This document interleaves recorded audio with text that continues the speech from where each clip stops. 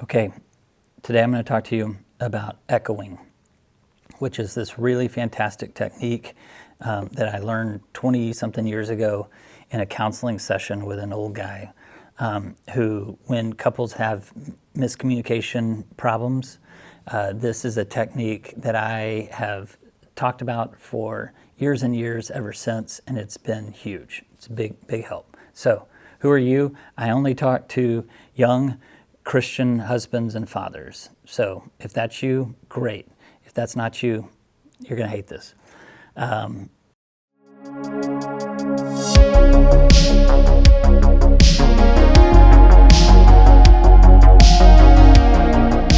Who am I? I have been married 25 years to the same woman. We have been pastoring a small local church for 20 years. I run business. We've started and sold businesses. And I have 4 kids who've all graduated, moved on in life, and all walk with the Lord. So I hope that helps. So this idea of echoing. So one of the hardest things that comes with communicating with a woman is that you really don't know how she's wired up.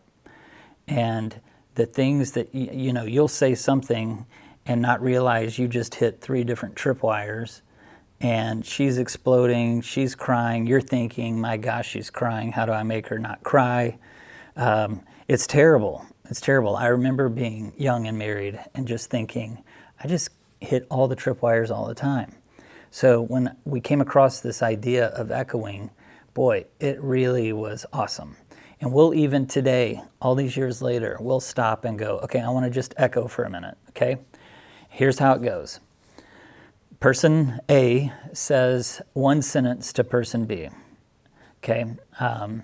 And person B listens and then says, okay, I'm going to echo that back. And what you do is you don't put it in the exact same words that they just used. You put it in words that make sense to you and convey what you think that person is saying, okay? So I'm trying to think of an example. It would be like, I need you to unload the dishes before you go to work.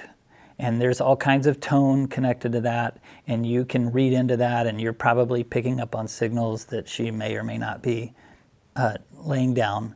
But this is your moment to be able to say, okay, when I heard you say that, I heard you say, I am being negligent about unloading the dishes, or I'm not paying careful enough attention to household things and that is upsetting you. Now, that next person can then either affirm it or deny it. They can say, yes, that is what I'm trying to communicate. And you go, okay, and then you move on. Or they can say, no, I don't know why you heard that. I'm going to say this again. I just need you to unload the dishwasher before you head out to work. That's what I'm saying. And that person then, the next B person is able to say, okay, now I'm hearing you say, this is just about this one action, this one time.